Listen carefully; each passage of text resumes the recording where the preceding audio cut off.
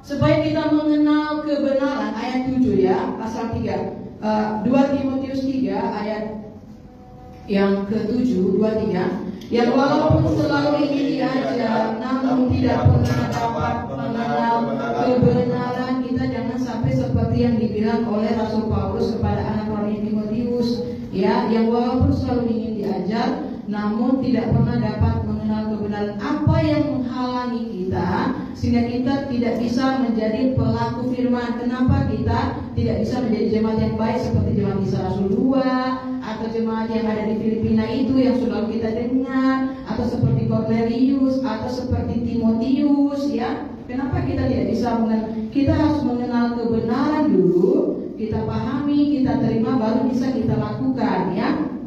Ternyata kuncinya ini, ya. Kalau tadi daging-daging tidak dibuang, pengenalan kita kepada Tuhan akan tertutup, ya. Contohnya hal-hal yang menghalangi kita mengenal kebenaran adalah RJ, SSSS atau perilaku-perilaku yang belum dimatikan, dipakukan di kayu salib.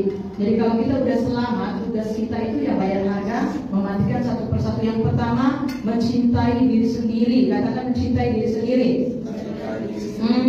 Kalau ada inilah yang bikin kita tidak bisa mengenal kebenaran, ya. Mencintai diri sendiri atau mencintai Yesus dan menjadi hamba uang. Katakan hamba uang.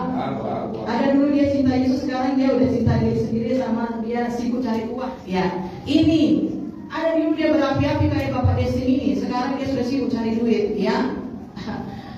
Kalau saudara setia dan mau bayar harga, mereka itu tidak lebih maju dari saudara. Saya ada ingat itu, ya, kata Rasul Paulus, ya. Mereka yang sudah mengurangi, mereka tidak bisa lebih maju. Apa ibu kita yang ada di ruangan ini semakin maju, semakin setia, semakin tekun. Orang lain tidak bisa lebih maju dari kita, mereka di belakang kita. Itu kata Rasul Paulus kepada anak-anak rohaninya. Mereka tidak bisa lebih maju. Ya, siapa mau lebih maju dari saudara, dia harus lebih rajin dari saudara, dia harus bayar harga lebih banyak dari saudara, dia harus bayar harga lebih banyak dari Onsian sudah 15 tahun setia bayar harga dalam penderitaan. Tidak ada yang bisa lebih maju dari Onsian kecuali dia mau bayar harga kayak Onsian, busuk-busukan ke sana, ke mana tuh tempat-tempat busuk sana, ya, sampai ke tanam babi juga, sampai 2 orang. Ya, begitu setianya dan sayangnya sama Tuhan, jiwa ya saudara. Sampai ke kandang babi pun sana, babi-babi ini bukan orangnya, saudara, orangnya, suaminya, istrinya, anaknya, tokonya, rumahnya, kandang babinya. Apa yang kurang? Semuanya didoakan. Ada hal-hal yang membuat kita tidak bisa mengenal kebenaran, sekalipun kita sudah belajar dan diajar, kecuali kita mau membuangnya. Katakan kecuali kita mau membuang. Iya, itu saja, ya. Saya nggak ngerti. Iya, nanti kau ngerti saya kalau sudah kau buang ini, nah. Kata firman Tuhan, ya. Aku nggak ngerti Tuhan maksudnya, visinya, tujuannya. Ya nggak ngerti. Nah, nanti kalau kau sudah buang satu-satu bayar harga cinta Tuhan, nanti kau akan mengerti, semakin mengerti, ya. Kemudian hamba uang, terus membual. Coba kita baca tuh ayat yang kedua, kan. Setelah hamba uang apa? Membual, ya, menyombongkan diri. Kemudian mereka akan menjadi pemfitnah. Kemudian mereka akan berontak terhadap orang tua dan tidak tahu berterima kasih, tidak memperdulikan agama. Kalau kita sering kongko-kongko dengan orang ini, kan, kita tidak menjauhkan diri dari orang-orang yang punya roh ini, tertutuplah kebenaran itu. Ini nasihat Rasul Paulus kepada anaknya, ya. Kemudian tidak tahu mengasihi, ayat 3, kan, tidak tahu mengasihi, terus tidak mau berdamai, suka menjelekkan orang, tidak dapat menginginkan diri, garang, tidak suka yang baik, suka mengkhianat. Ya, ayat 4, kan, suka mengkhianat. Jadi Yudas dia banyak kali yang suka mengkhianat, ya, saudara yang kasih dalam Tuhan.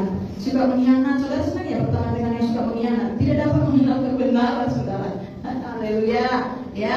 Ini kata Rasul Paulus kepada Timotius, suka mengkhianat, tidak berpikir panjang, berlagak tahu, lebih menuruti hawa nafsu daripada menuruti Allah. Ayat yang kelima, secara lahiriah mereka menjalankan ibadah mereka, tetapi pada hakikatnya mereka memungkiri kekuatannya.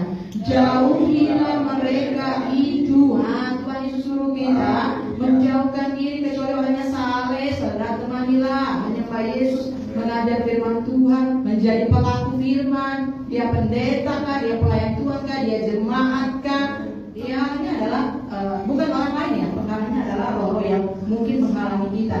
Kemudian ada penyusup di sini ya. Ayat yang ke-6, sebab di antara mereka terdapat orang-orang yang menyelundup ke rumah orang lain dan menjerat perempuan-perempuan lemah yang syarat dengan dosa dan dikuasai oleh berbagai-bagai nafsu. Yang datang ke rumah saudara atau saudara ke rumah orang itu orangnya rohani atau tidak? Itu dia.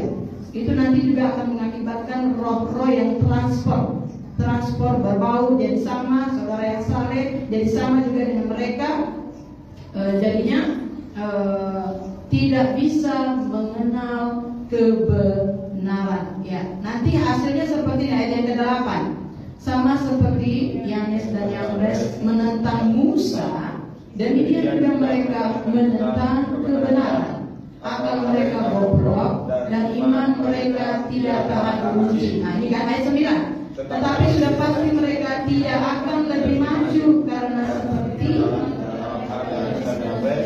mereka pun akan datang bagi semua orang. Ya kan, mereka tidak akan lebih maju kalau ada ini nggak dibuang saudara. Nanti di ayat 8 dikatakan nanti mereka akan menentang kebenaran. Nah, nanti mereka akan melawan firman, memberontak kepada firman, ya, preaching sekalian sama musanya dilawan sama Tuhannya nggak didengar, ya kan? Dan mereka akan bobrok dan iman mereka tidak tahan uji. Mereka tidak akan lebih maju. Kebodohan mereka pun akan nyata bagi semua orang. Inilah hal-hal yang menghalangi kita mengenal kebenaran. Jadi Alkitab itu mengajar dengan jelas ya.